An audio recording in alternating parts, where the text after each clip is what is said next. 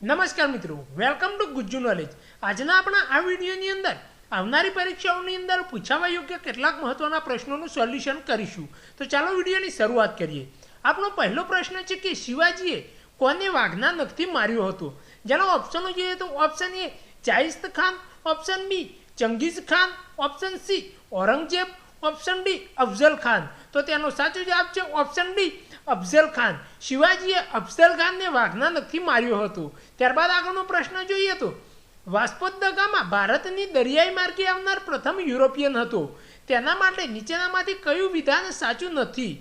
તેના ઓપ્શનો જોઈએ તો ઓપ્શન એ તે ડચ હતો, ઓપ્શન બી તે 1498માં ભારતના કાલિકટ ખાતે આવ્યો હતો, ઓપ્શન સી તેને ભારતની 2 વખત મુલાકાત લીધી હતી, ઓપ્શન ડી તે એક ગુજરાતીને બોમ્બાસાથી રસ્તો બતાવ્યો। તો તેનો સાચો જવાબ છે ઓપ્શન એ તે ડચ હતો। તે વિધાન અસત્ય છે। ત્યારબાદ આગળનો પ્રશ્ન જોઈએ તો નીચેનામાંથી કઈ લડાઈથી ભારતમાં બ્રિટિશ શાસનનો પાયો નખાયો?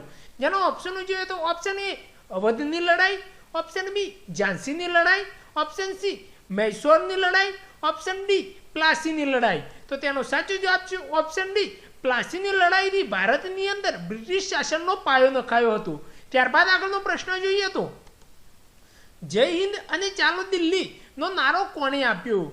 જેનો ઓપ્શન જોઈએ તો option A Lala Lajpat Rai, option B Lokmanya Tilak, option C Veer Savarkar, option D Subhashchandra Bose. તો તેનો સાચો જવાબ છે ઓપ્શન ડી સુભાષચંદ્ર બોઝે જય હિન્દ અને ચાલો દિલ્હીનો નારો આપ્યો હતો। ત્યારબાદ આગળનો પ્રશ્ન જોઈએ તો મૌર્ય યુગના સમયમાં સમાજને 7 વર્ગોમાં વિભાજિત કરવાનો ઉલ્લેખ ખાલી જગ્યામાં જોવા મળે છે।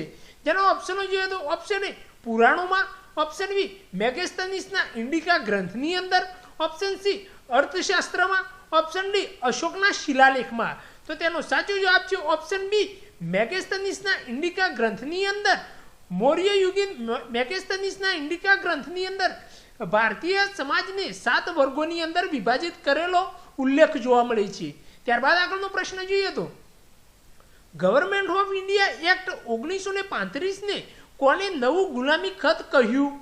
જેનો ઓપ્શનો જોઈએ તો option A Sardar Patel, option B Mohammad Ali Jinnah, option C Motilal Nehru, option D Jawaharlal Nehru. તો તેનો સાચો જવાબ છે ઓપ્શન ડી જવાહરલાલ નહેરુ। ત્યારબાદ આગળનો પ્રશ્ન જોઈએ તો ઈસ્ટ ઇન્ડિયા કંપનીએ બંગાળ, બિહાર અને ઓરિસ્સાની દીવાની કોની પાસેથી લઈ લીધી હતી? જેનો ઓપ્શનો જોઈએ તો option A Mir Jafar, option B Shah Alam બીજો, option C Mir Qasim, option D Siraj ud-Daulah. તો તેનો સાચો જવાબ છે ઓપ્શન બી શાહ આલમ બીજા દ્વારાથી ઈસ્ટ ઇન્ડિયા કંપનીએ બંગાળ, બિહાર અને ઓડિશાની દીવાની લઈ લીધી હતી। ત્યારબાદ આગળનો પ્રશ્ન જોઈએ તો નીચેના પૈકી કોના રાજ્યકાળ દરમિયાન ચીની યાત્રી હ્યુએન ત્સાંગે પલ્લવ સામ્રાજ્યની મુલાકાત લીધી હતી? જેના ઓપ્શન જોઈએ તો ઓપ્શન એ મહેન્દ્ર વર્મન પ્રથમ, ઓપ્શન બી નરસિંહ વર્મન પ્રથમ, option C Shivaskanda Varman, option D Mahendra Varman દ્વિતીય। તો તેનો સાચો જવાબ છે ઓપ્શન બી નરસિંહ વર્મન પ્રથમ। ત્યારબાદ આગળનો પ્રશ્ન જોઈએ તો ભુક્તિ શબ્દ ખાલી જગ્યા સૂચવે છે? જેના ઓપ્શનો જોઈએ તો ઓપ્શન એ પ્રાંત, ઓપ્શન બી જિલ્લો, ઓપ્શન સી ગ્રામ સમૂહ, ઓપ્શન ડી પરગણું। તો તેનો સાચો જવાબ છે ઓપ્શન એ પ્રાંત।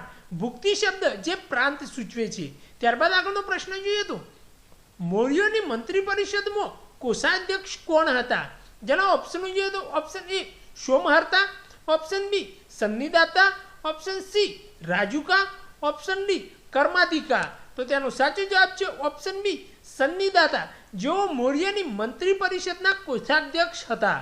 ત્યારબાદ આગળનો પ્રશ્ન જોઈએ તો આંદામાન અને નિકોબારના ટાપુઓ કબજે કરી લીધા પછી જાપાને તેને સુભાષચંદ્ર બોઝને સોંપી દીધા, જેમને તેમના નામ ખાલી જગ્યા આપ્યા હતા। જેના ઓપ્શનો જોઈએ તો ઓપ્શન એ શહીદ અને સ્વરાજ, ઓપ્શન બી શાંતિ અને સુખ, ઓપ્શન સી દેશપ્રેમ અને દેશહિત, ઓપ્શન ડી ક્રાંતિ અને કમળ। તો તેનો સાચો જવાબ છે ઓપ્શન એ શહીદ અને સ્વરાજ। ત્યારબાદ આગળનો પ્રશ્ન જોઈએ તો 1857ના સંગ્રામના મુખ્ય નેતા મૌલવી લિયાકત ખાનને અલ્હાબાદમાં કયા નવાબ દ્વારા આશ્રય આપવામાં આવ્યો હતો?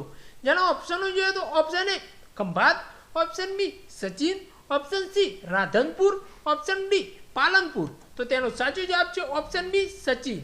ત્યારબાદ આગળનો પ્રશ્ન જોઈએ તો ભારતની સિંહાકૃતિ નીચે ઉત્કૃષ્ટ ભારતનું રાષ્ટ્રીય સૂત્ર સત્યમેવ જયતે ખાલી જગ્યામાંથી લેવામાં આવેલું છે. ચાલો ઓપ્શનો જોઈએ તો option A Katha Upanishad, option B Mundaka Upanishad, option C Chandogya Upanishad, option D Aitareya Upanishad. તો તેનો સાચો જવાબ છે ઓપ્શન બી મુંડક ઉપનિષદ.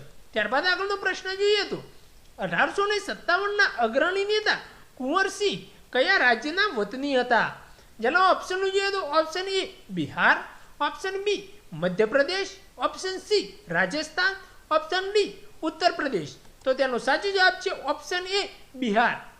1857ના અગ્રણી નેતા કુંવરસિંહ જો બિહાર રાજ્યના વતની હતા. ત્યારબાદ આગળનો પ્રશ્ન જોઈએ તો નીચેના પૈકી કોણ મૌર્ય દરબારના યુનાની રાજદૂત ન હતો? જેનો ઓપ્શનો જોઈએ તો option A Megasthenes, option B ડિયોડોસર, option C Deimachus, option D ડાયલિસિયર. તો તેનો સાચો જવાબ છે ઓપ્શન બી ડિયોડોસર. જો મિત્રો તમને અમારો આ વિડીયો ગમ્યો હોય તો વિડીયોને એક લાઇક કરજો અને ચેનલને સબસ્ક્રાઇબ કરીને બાજુમાં આપેલા લાલ કલરના બેલ આઇકોનને પ્રેસ કરી લેજો, જેથી નવા આવનારા અમારા એજ્યુકેશન રિલેટેડ વિડીયો તમને સૌ પહેલા મળતા રહે. ત્યાં સુધી રજા આપજો. ધન્યવાદ.